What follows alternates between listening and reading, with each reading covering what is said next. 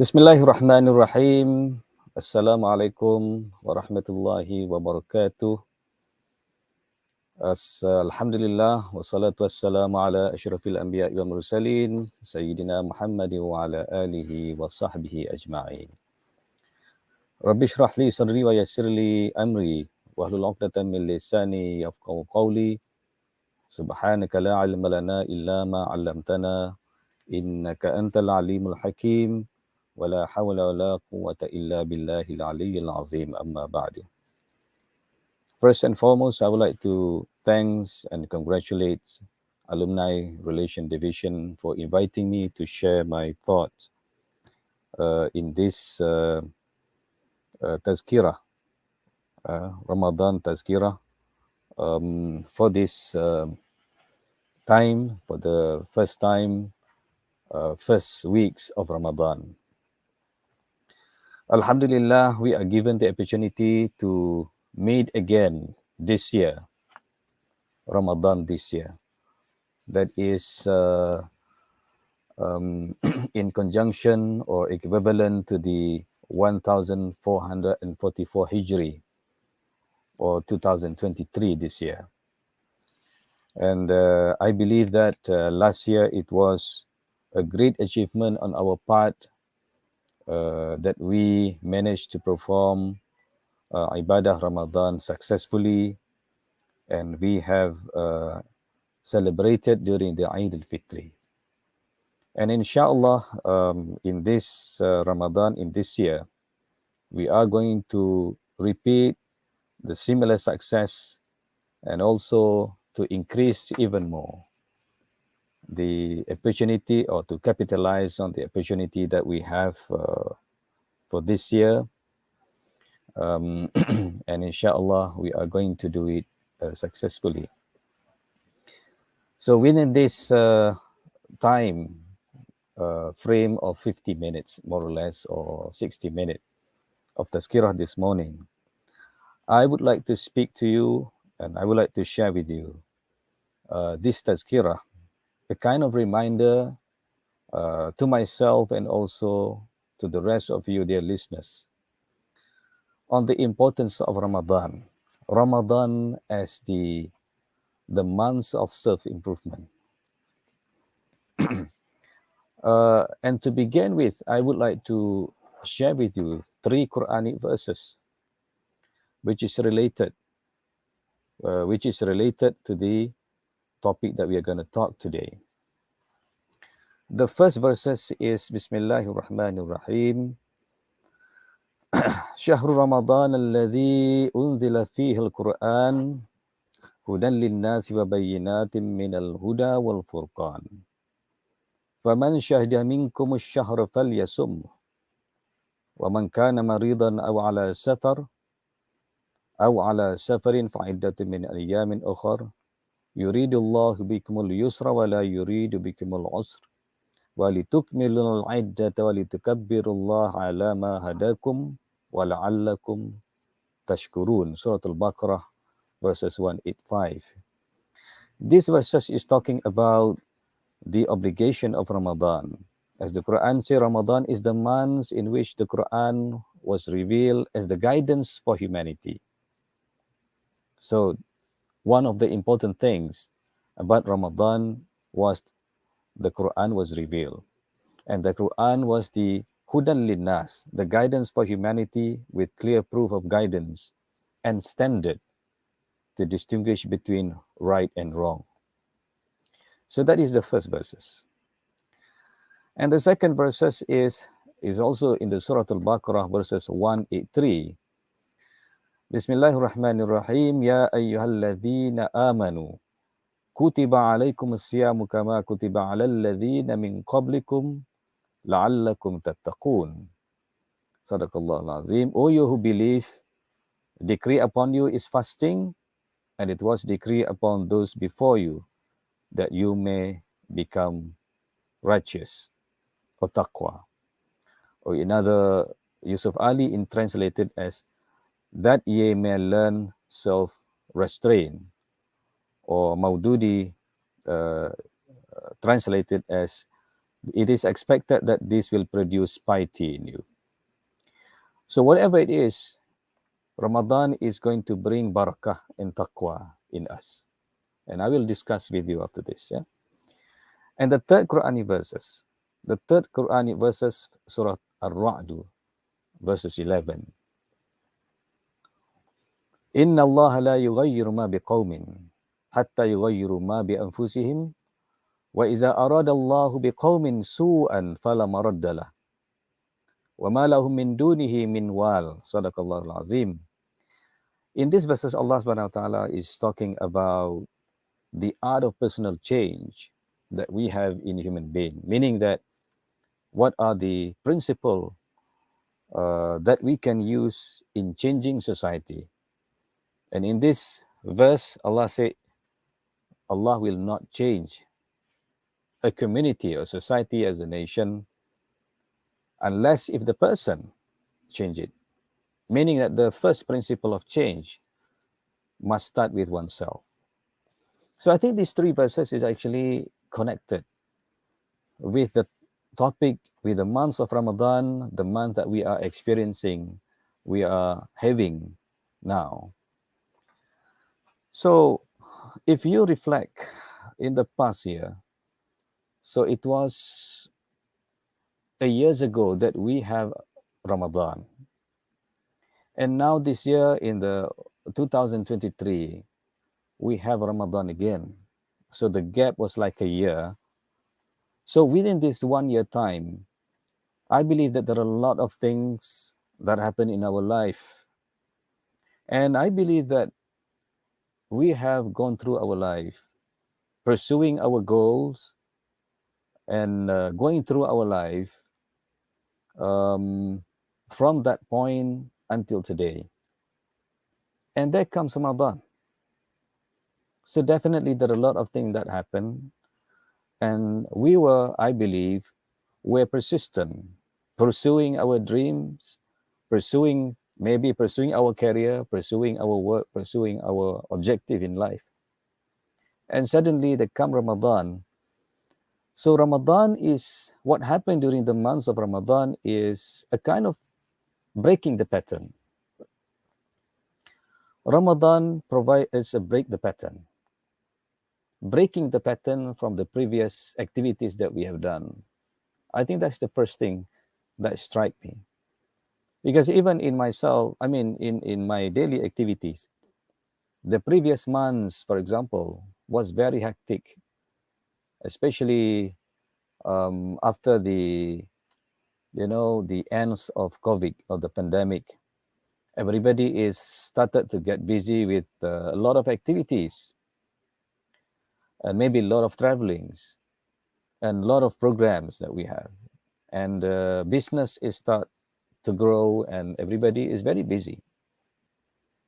So sometimes we don't have a time to break. We don't have time to reflect. And we don't have a time to rest for a moment and try to reflect. So Ramadan provides that opportunity. Ramadan provides the opportunity, a kind of rest from the normal routine that we used to have. And most importantly, it's become part of our religion. It's become part of Islam. It's become one of the pillars of Islam. There are pillars of Islam, meaning that we have the article of faith, Arkanul Iman. We have 6 Arkanul Iman. And then we have 5 pillars of Islam, the prayers, the fasting, the zakat, the hajj, and so on. So fasting is one of obligation. It's one of the obligation that every single Muslim need to fulfill, which means every single Muslim need to stop and rest from all their normal activities and to reflect and to focus to perform the fasting and also to focus on ibadah. Because definitely Ramadan is the month of ibadah. But of course, it doesn't mean that we stop working. In fact, I will explain later, Ramadan also may increase productivity because we are able to focus. As I said earlier, we are so busy.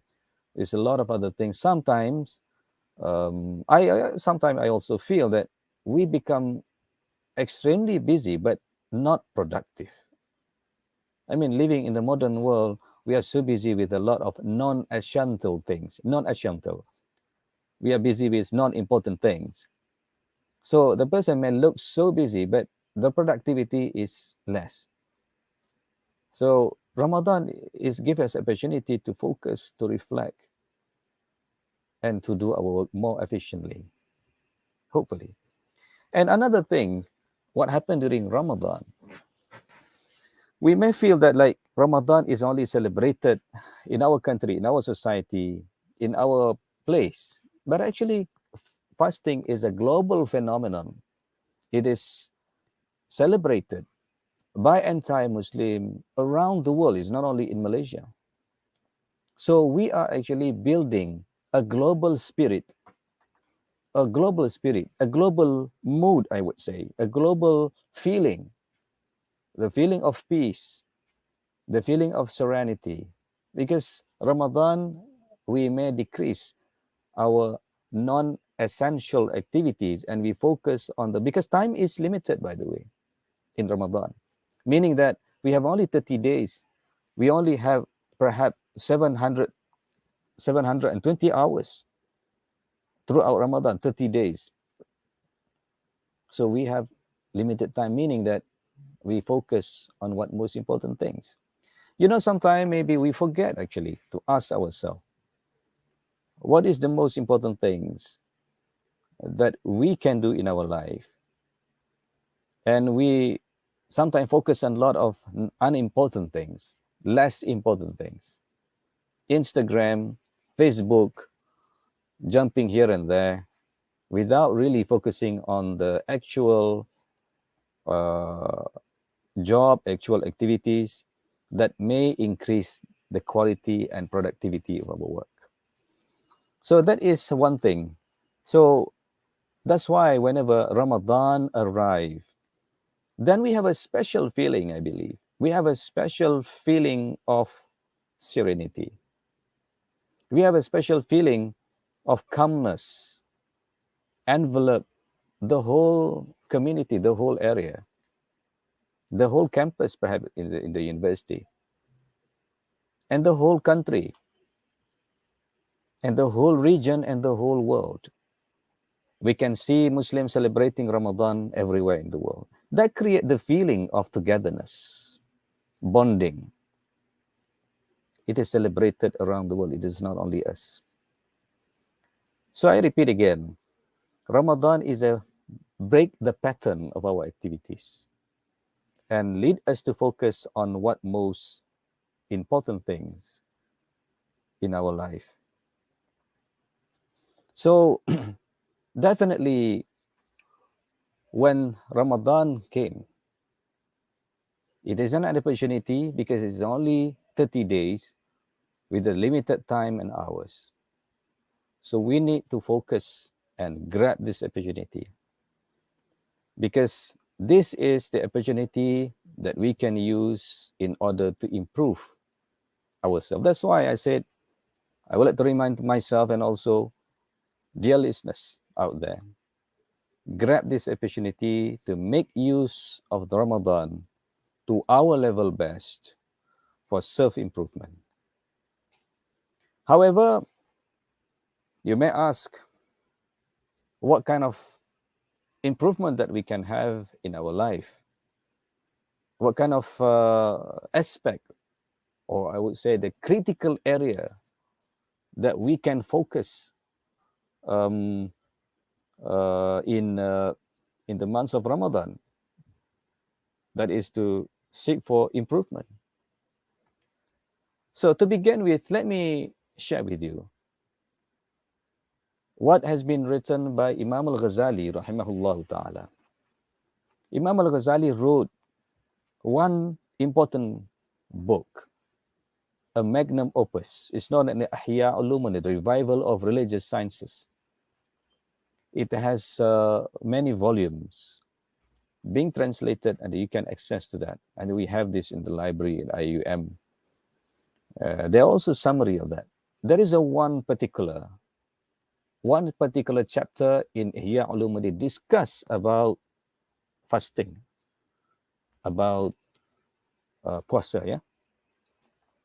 So Imam Al-Ghazali classify fasting into three categories, which mean that there are three category of people who is fasting, according to the analysis made by Imam Al-Ghazali.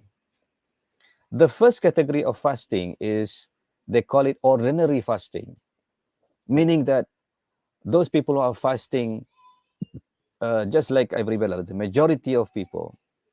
So this particular category, ordinary fasting, means that the person is just abstaining from eating food, from drinking, and from sexual activities, and from other things, physical. They just don't move.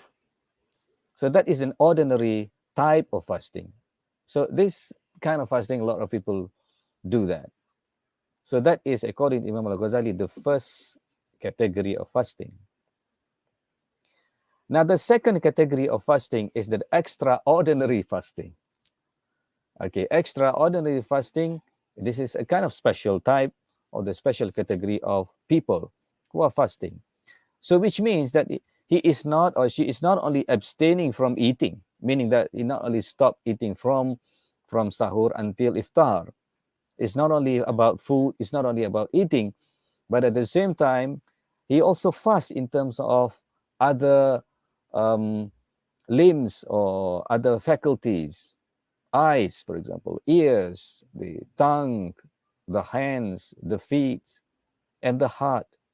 No, the heart is another category. Yeah, the heart is more special. So now we have like ordinary fasting, which is just like you stop eating only. The second category is you're fasting in terms of ears, in terms of eyes. You're limited to certain activities, especially for ibadah. Meaning that focusing the ears, the eyes, the tongue, the hands, and the feet, and all these bodily organ for ibadah, and keeping ourselves free from sinful activities, from makruh activities, and so on. This is extraordinary according to Imam Al-Ghazali. The third category of fasting, according to Imam Al-Ghazali, is a perfect fasting. Is the highest level of fasting.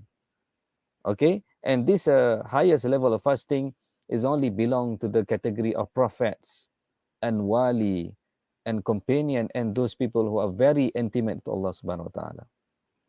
That is the third and the highest level of the perfect fasting. So the perfect fasting is fasting of the heart, puasa hati. So the heart also need to fast from, for example, negativities, negative feeling, toxic feeling. You know, sometimes we don't need to hear people talking, but by just looking at the people's face, we can sense the negativities, especially when person has the negativities in their heart.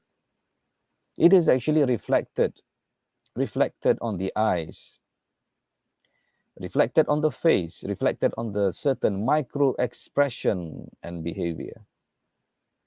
So perfect fasting is actually eliminating this negative element, that is fasting of the heart, from unworthy concern and worldly thought, in total disregard of everything but Allah subhanahu wa ta'ala.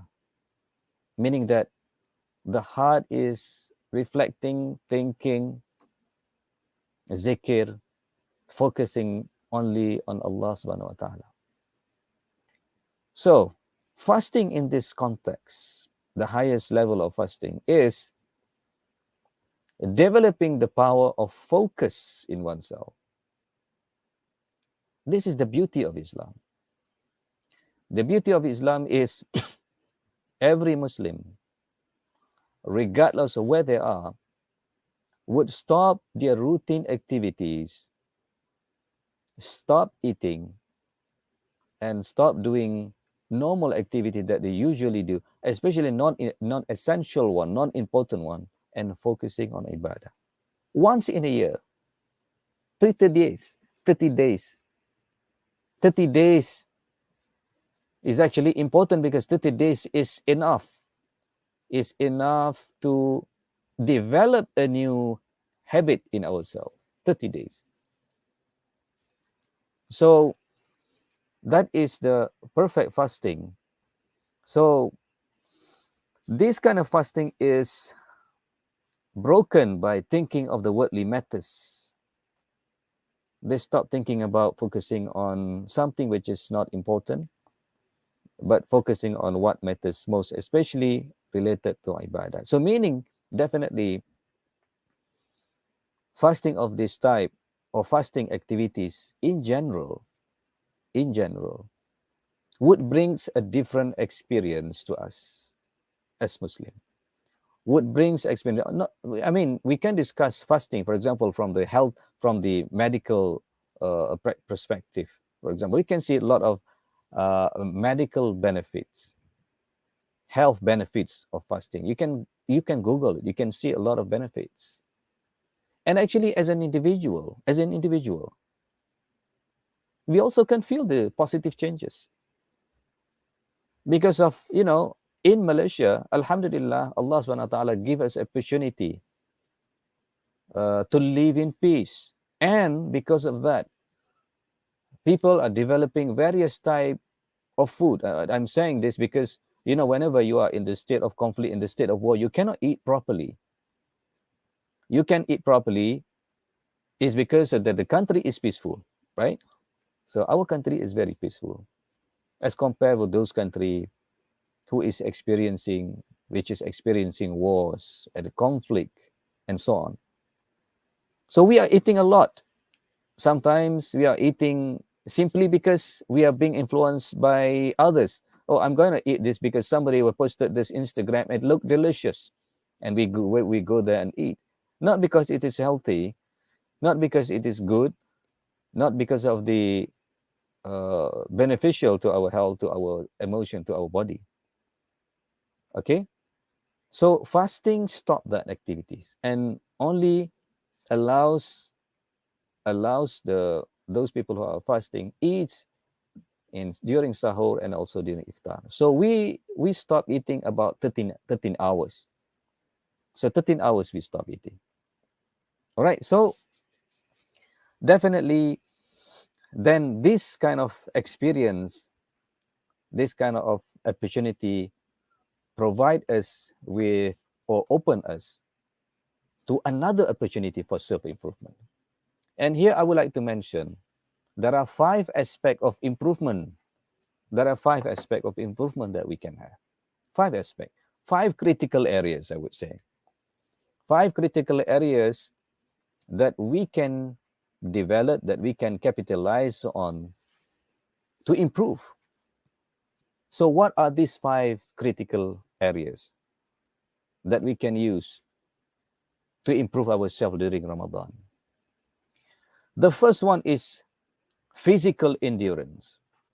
Physical aspect of our body, ourselves. As I said, we stop eating for 13 hours. And usually we keep eating and so on. Okay, we eating in the morning, in the afternoon, and tea break, and then lunch and dinner and supper and so on. We die out of eating, actually, not because we don't eat and we die, but because we eat a lot, and because of that it invite a lot of illness. Okay, so the first one is we stop eating. Not only we stop eating, but we regulate the eating pattern, the diet. We eat only healthy food. We don't eat the unhealthy. We don't have opportunity perhaps, but if you try to get it, you still can. For example, you go to the hotel which provide various kind of food. Maybe you can increase your weight during Ramadan too. But the spirit of Ramadan is actually to regulate our diet, only eating healthy food in order to maintain our body. At least this time period, 30 days, in order to, you know, recharge our body, in order to regulate our diet. This is the, again, as I said, the beauty of Islam. Islam provide not only ideas how to become good, but also practicing. So because fasting and Hajj is, they call it amal badani. You need to practice. You need to do it by physical body, by action, not just simply thinking or believing, but you need to do it. Salat also badani. And of course, Hajj and Umrah is again another badani amal. You need physical endurance to do that. If you don't have physical endurance, I don't think you'll be able to. For example, if you go to Umrah, if you go to Hajj, and you want to do tawaf, you want to do this Safa and Marwa running, and then moving from one place to another with a lot of people crowded under the scorching sun. Yeah, some people not be able to, but again, you see, Islam is a very practical religion. It's not only about belief, but also about physical activities. So Islam take care of this, and therefore we can use this opportunity to regulate, to reflect on what should we eat. Healthy food. This is the way how Islam inculcate the value of healthy eating. Eating habit yang positive. That is positive. That is for to increase longevity, meaning to increase the endurance so that our body become healthy. That is the first aspect. So we can make use of Ramadan to increase our physical endurance, to increase our health, so that we can perform ibadah, inshallah. Yeah, that's number one, that physical aspect of it. The second aspect of it, intellectual growth. Ramadan also provide opportunity for us for intellectual growth, because, you know, as I said, during Ramadan we're gonna stop doing things which is less important, and therefore we can focus on what matters most. So definitely we're gonna have time. We're gonna have time to read books. If you have books, you don't have a time to read, maybe Ramadan is the time, especially in the morning if you're not doing anything, after reciting Quran for a while, then you can continue reading books. And time to reflect also. Time to reflect, because whenever we stop eating, right, our memories, our attention span, we can get the focus. We cannot focus whenever we eat it a lot, actually. When person eating a lot, then they cannot focus.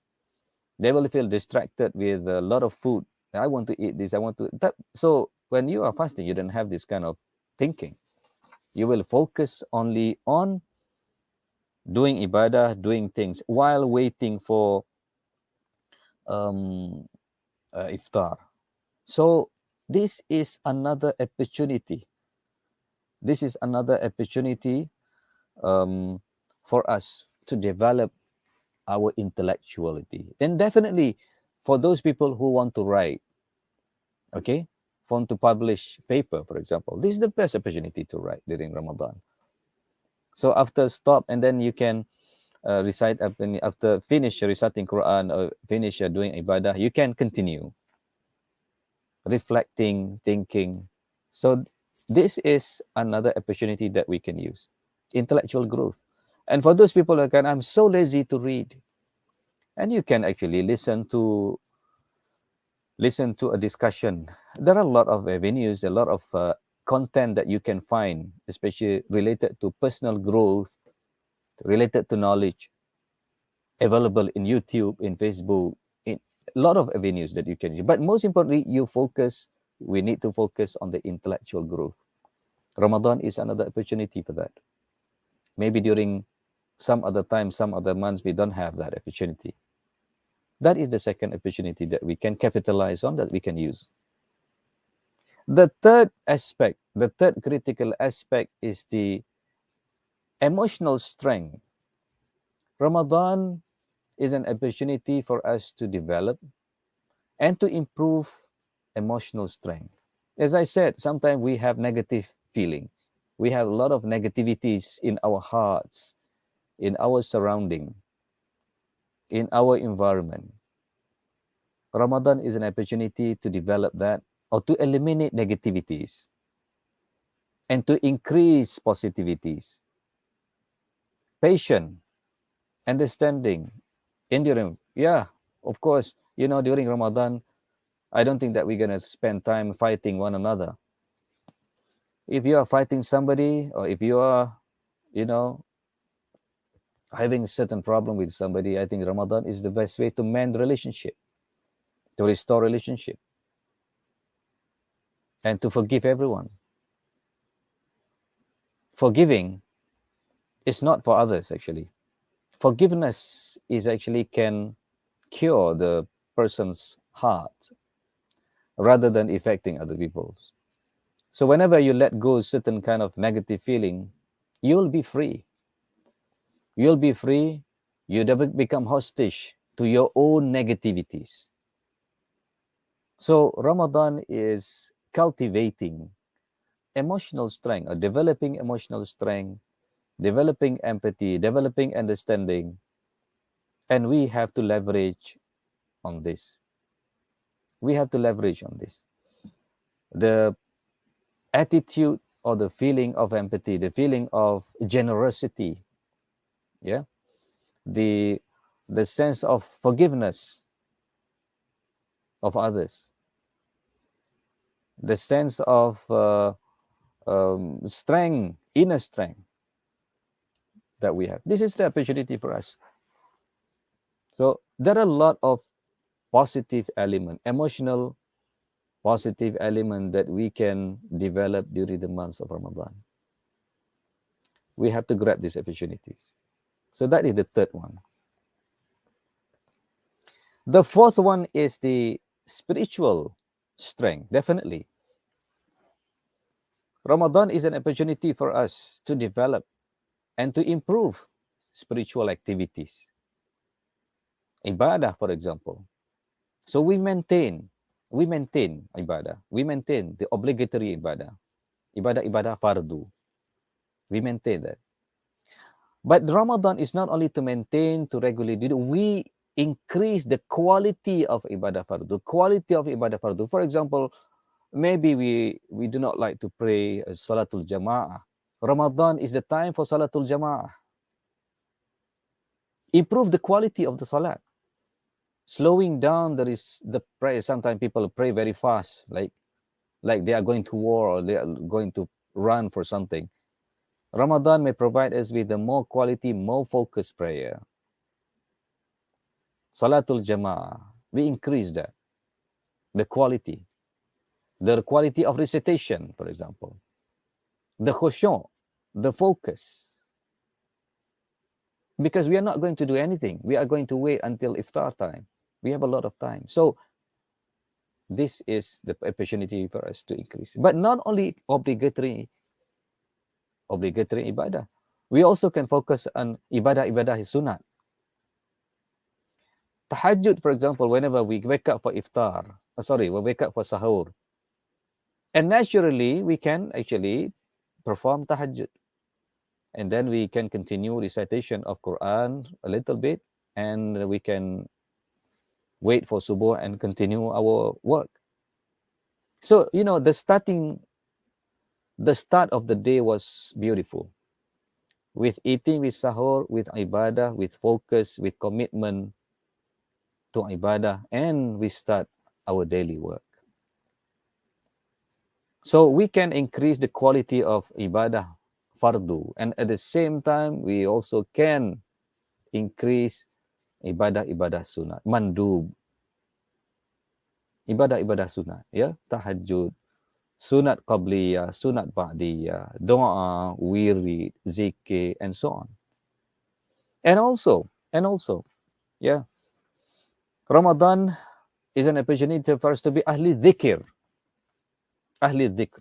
In the Quran mentioned, فَسَأَلُوا أَهْلَ الذِّكْرِ إِن كُنْتُمْ لَا تَعْلَمُونَ. Ahli dhikr here not only be referring to those people who are knowledgeable, but those people who literally means always in remembrance of Allah subhanahu wa ta'ala.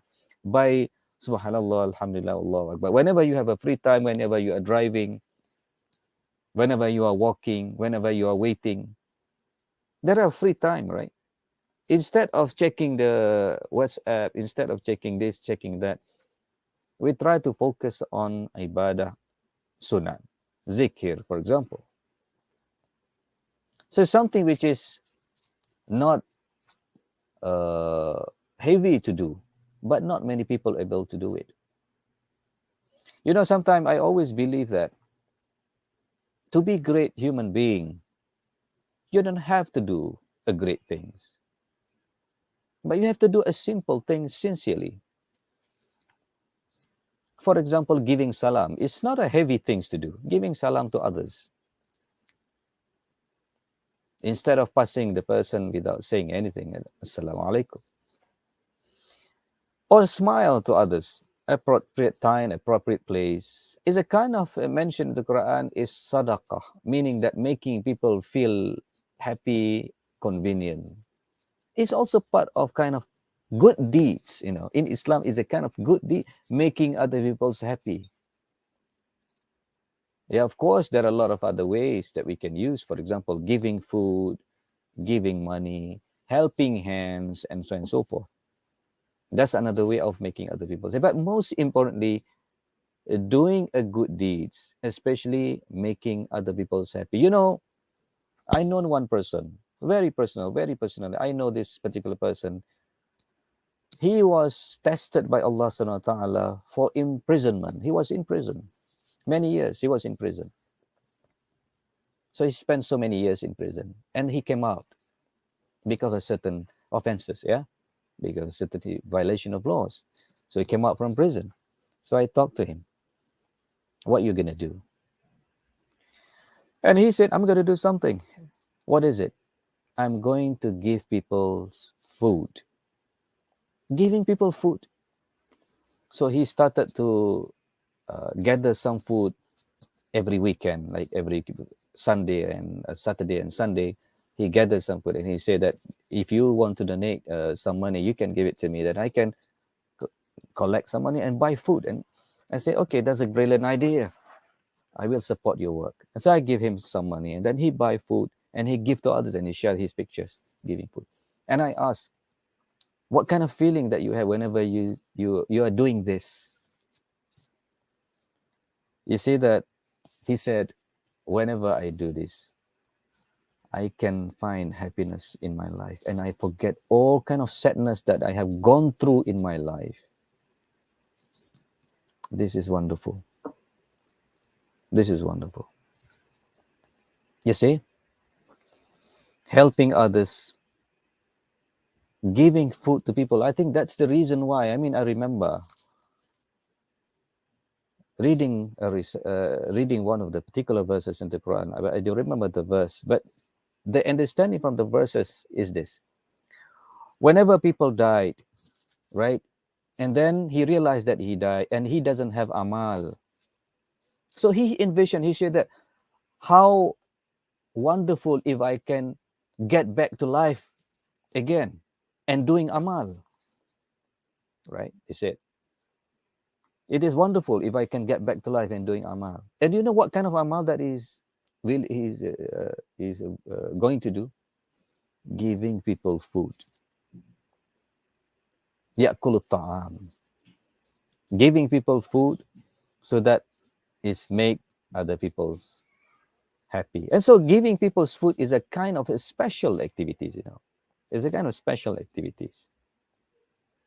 So this is very important things. So this is amal sunnah that we can do. So you cannot do a big thing. You can do a small thing, but sincerely. And I remember when I was traveling, I met with one, taxi driver. This was in Jakarta, I think. So I always, whenever I travel, and I will chit chat with the drivers and asking about life and so on. So this taxi driver, so to my thinking that he's just his job is just to taxi, doing the driving, and bring people from the airport to the cities and so on. So that was my thought. I thought that that's the only job that he has. And then I start talking to him, and he said that actually this is part-time job, And his actual job is that he is actually in his place, in his village. He has the orphan home for children who doesn't have families, for those people who don't have parents, who, the parent passed away. So he gathered all these kids, put this in the orphanage, the house for the orphan, giving them food. I'm just, oh, my wonderful. You know, he might not be a great man, like having position, being known by people. Maybe he is not the type of person, but he is doing a wonderful job, a commendable job that impact people's life. Gathering all these kids who doesn't have a parent, give them food, give them education, give them opportunity, shelter, and so on. This is wonderful. But he is just a taxi driver. That changed my perception. Sometimes you don't need to be having a name, having this, having that to do goods, to be wonderful human being. Just being ordinary human being, you can also be a great people. So Ramadan is an opportunity for us also to increase this. I call this amal sunnah. Yeah, amal sunnah. Beside maintaining the quality of amal yang wajib. Okay, so that is the number 4. So let me repeat. The first critical area that we can improve is the physical aspect of it, especially diet, the intake of food, and so on. We need to look at it. We need to try to improve on this aspect. The second one is the intellectual growth, and an opportunity for us to develop our intellectuality. Maybe you say that no, intellectual activities is only for the professors and for the lecturers and teachers. No, actually, intellectual growth is for everybody. Why? Because it is part of Muslim identity. That is the reason why when the Quran was revealed, it's called Muslim to read, to perform Iqra. Read, meaning that menuntut ilmu ataupun talab al-ilm, seeking knowledge, is a kind of a lifetime activities. It never stops. Meaning that learning is a kind of lifelong activities. The moment people stop reading, stop learning, the quality of their life going down very rapidly. Very rapid. In prison, you might be wondering why I keep mentioning prison. Because I'm sometimes I do work in prison to helping people in there. But prison is a kind of, beside teaching in the university, teaching student, I go to prison to teach also. And I believe that the best teachers is actually the prison guards. Those people who are taking care of prison, because they have to play the role of teachers too, right? So when somebody who was free before, right, having a freedom, but whenever they enter into freedom, the freedom is limited. So sometimes they cannot access to reading materials because of limitation in prison. So whenever you stop reading, it may impact your intellectuality. You may experience some kind of reduction of intellectual activities. But this thing happened because of deliberate action, because he is in the prison. But you also can be in prison whenever you're outside, if you stop reading, if you stop learning. They call it self-imprisonment, meaning that you are putting yourself inside prison because you stop learning. Just like those people who are being physically removed from society and put into prison. The experience is the same. So whenever you stop learning, you become dumber and dumber. Especially if you just watch TVs. Actually, that is a research done in US. I think in the 70s, I read. One of the things that he said, which actually very shocked me, he said that if you spend more time watching television, you will be dumber and dumber. You become less smart because you stop thinking and you start watching without reacting. Just watching, absorb everything that TV tells you, you're going to absorb without saying anything back. So, Islam comes with the solution. Iqra. Reciting or reading Quran is also Iqra. Learning something new is also Iqra. Even learning skill, you can do a lot of skill. You can do a lot of learning skill, new skill. Learning how to stitch, learning how to cook, learning how to bake, learning how to do this, to do that. Do certain things. That is intellectual growth. Number 3 is emotional strength, emotional resilience, building a positive emotion. There are 5 things that you need to avoid in life. The 5 things, 5 toxic, I call it. 1, toxic mind. Sometimes we a lot have a toxic mind. Thinking negatively. Whenever you look at something, you are thinking negatively. I mean, I'm not saying negative things is bad. Sometimes negative thing is also good, but appropriately with the appropriate measure. And toxic feeling toxic, bad. I mean, revenge, anger, envy, and so on. Toxic words. Sometimes we use toxic word. I'm lazy. I don't know this. I hate this. Always negative. When you talk to the person, you try to notice. Maybe say 10 word, maybe 7 and 8 is a negative word.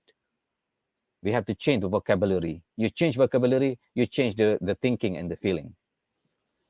Toxic friend is another thing. Sometimes you have a friend, but very toxic. You better leave it. Or you better inform the person, like, I cannot be with you because I think that you are very toxic. Of course, it doesn't like it. But what I'm saying here is, if you have a negative friend, you have to make a choice whether to stick with it or to just leave. Friend is very important in life. There is a mention in the hadith that your religion is the religion of your friends. It's mentioned, meaning that how powerful the friends is. You can be good, you can be bad because of friend. You can be develop yourself too. You can be very rich, you can be very poor because of a friend. And you can end up in a trouble because of friend also. Number 5, a toxic environment. The place, the house that we live in, the offices, the surrounding. Sometimes we have to exit from that. That's why we need, whenever the Prophet advised, if you want to change yourself, you better hijrah to a new place. It's something to do with the environment, which is also very important. That is emotional endurance. The 4th one is the spiritual activities, increase spiritual activities, increasing the quality of ibadah, and increasing also ibadah sunnah. Increase that. So Ramadan is an opportunity. Last one. The last critical area for self-improvement is work productivity. Maybe some people say that, whenever Ramadan, we work less. Maybe we work less, yes. I mean, not to say work in terms of the activities, routine activities that we usually do. What I mean is, we just focus on what matters most in life. What matters most? Mean that we focus on productivity, the quality of the work. How much things that we can solve on that particular day. So now we have opportunity because Ramadan has a limited time. And we are not going to, we are not going to get busy with having lunch. We're going to get busy with having high tea during afternoon. We're going to stay, wait. Definitely we're going to have a time. And because of this, then we can focus. And for those people, like the student, right? Student at university, let's say you have assignment and you have project paper, you have article, you have thesis to finish. Ramadan is the best opportunity. My experience, by the way, I completed my thesis in Ramadan because during the day I was very busy with something else, and it took many years for me to finish it. I'm not smart. I'm not smart in the sense that, like a lot of other people, in the finish on time. I don't finish on time. But even though I finish slow, I finish late, but I still move. But most important thing is not about how fast you can be, but how strong you are to push yourself to move forward every single time. Meaning that if you cannot run, you walk. If you cannot walk, you crawl. You need to move, by the way. Even though how small, how slow it is, but you need to move. Okay, so months of Ramadan is an opportunity for us to be productive. It's not only productive, but quality, of high quality. And in the hadith mentioned al-itqan, the quality of itqan, meaning that we focus on quality. Well, beside, of course, beside on the productivity, beside efficiency, the quality also important, right? So since we are not going to be busy with eating, with going outside and moving here and there, then it is an opportunity to sit down and focus. And therefore, we can actually produce more high quality job. Maybe we, sometimes we just do our work and we thought that, okay, this is good.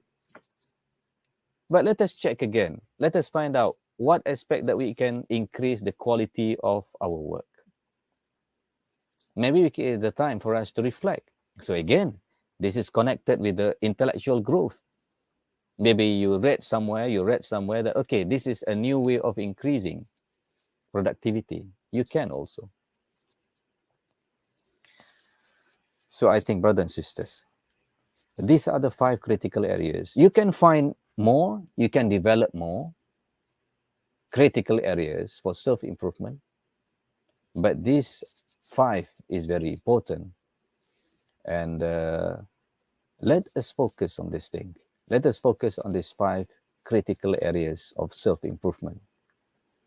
So I believe that, brothers and sisters, and dear listeners, that if we capitalize on this opportunity very well, with istiqamah, okay, istiqamah, because sometimes, people are very excited whenever Ramadan came, and they start going to mosque, which is good. But over a long period of time, I mean that the second day, the second week, third week, they stop going anymore. They lose steam, they call it.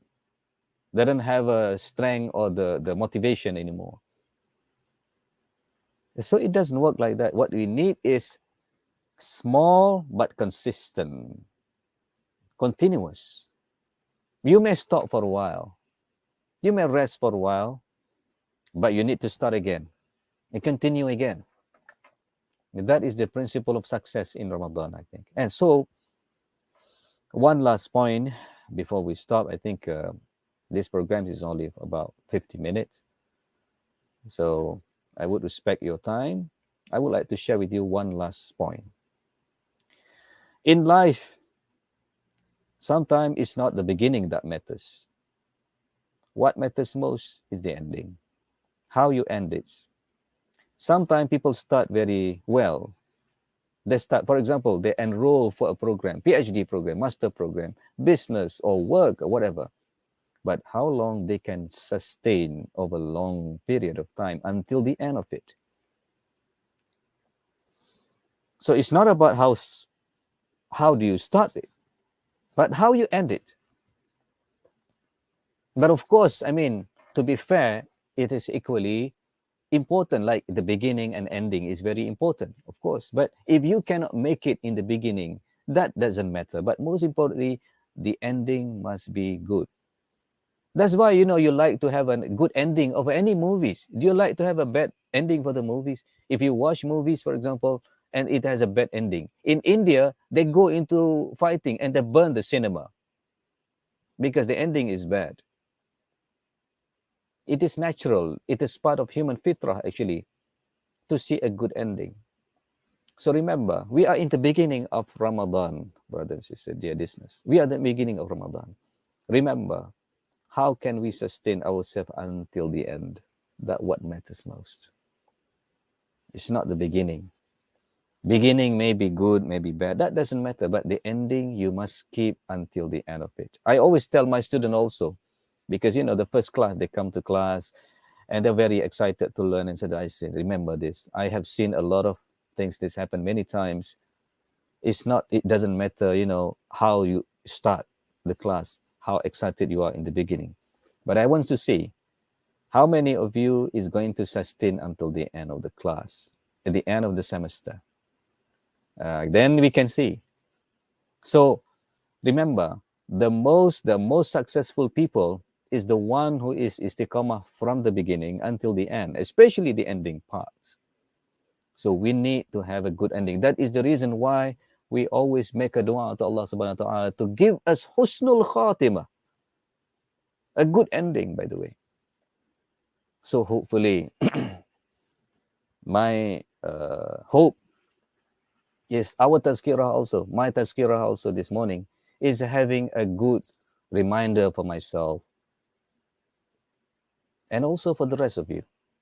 So let us benefit from this tazkirah, from this, and may Allah bless us, and may Allah forgive us from all our weaknesses, because we are just only servant of Allah with a lot of weaknesses, with a lot of shortcoming, with a lot of forgetfulness, with a lot of imperfection. Then make a dua to Him that He may shower us with His rahmah, with His blessing, and forgive us. And then with that, I end with wabillahi taufiq wal hidayah. Wassalamu alaikum warahmatullahi wabarakatuh.